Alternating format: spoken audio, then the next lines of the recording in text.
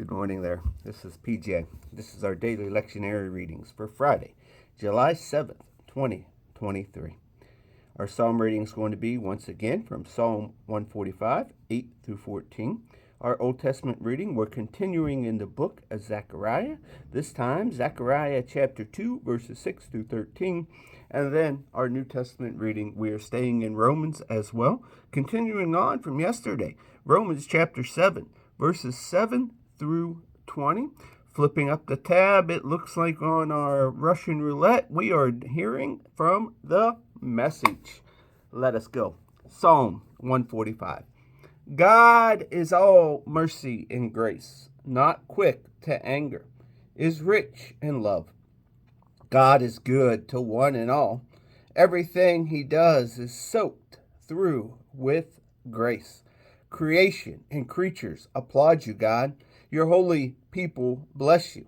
They talk about the glories of your rule. They exclaim over your splendor, letting the world know of your power for good, the lavish splendor of your kingdom. Your kingdom is a kingdom eternal. You'll never get voted out of office. God always does what he says and is gracious in everything he does. God gives a hand to those down on their luck, gives a fresh start to those ready to quit. Old Testament reading, Zechariah 2, 6 through 13. Up on your feet. Get out of there. And now, God says so. Return from your far exile. I scattered you to the four winds. God's decree. Escape from Babylon, Zion, and come home.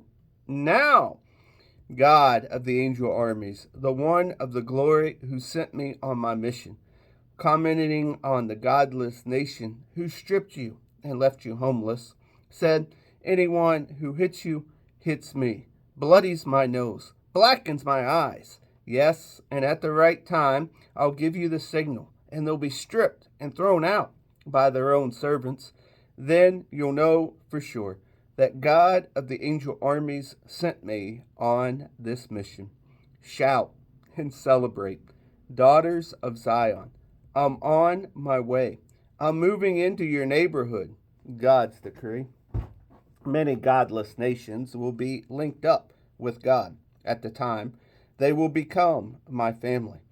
I'll live in their homes. And then you'll know for sure that God of the angel armies sent me on this mission. God will reclaim his Judah inheritance in the Holy Land, who again make clear that Jerusalem is his choice. Quiet, everyone. Shh. Silence before God. Something's afoot in his holy house. He is on the move. Our New Testament reading, Romans chapter 7, verses 7 through 20. But I can hear you say, if the law code was as bad as all that, it's no better than sin itself. That's certainly not true. The law code had a perfectly legitimate function. Without its clear guidelines for right and wrong, moral behavior would be mostly guesswork.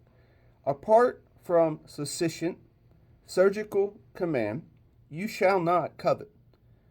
I could have dressed covetousness up to look like a virtue and ruined my life with it. Don't you remember how it was? I do perfectly well. The law code started out as an excellent piece of work. What happened, though, was that sin found a way to pervert the command into a temptation, making a piece of forbidden fruit out of it.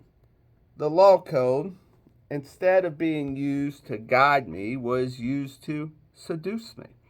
Without all the paraphernalia of the law code, sin looked pretty dull and lifeless, and I went along without paying much attention to it.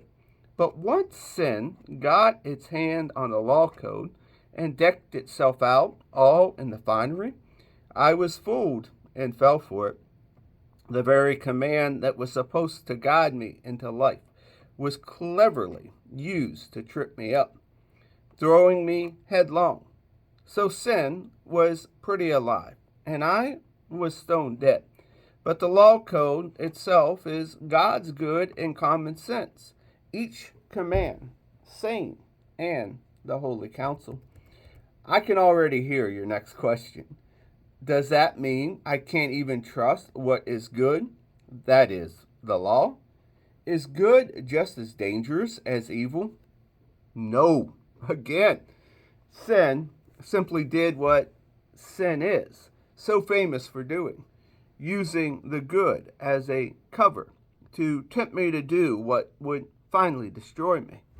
By hiding with God's good commandment, sin did far more mischief than it could ever have accomplished on its own. I can anticipate the response that is coming. I know that all God's commands are spiritual, but I'm not. Isn't that also your experience? Yes, I'm full of myself after all. I've spent a long time in sin's prison. What I don't understand about myself is that I decide one way, but then I act another, doing things I absolutely despise. So I can't be trusted to figure out what is best for myself and then do it, because obviously that's God's command is necessary. But I need something more.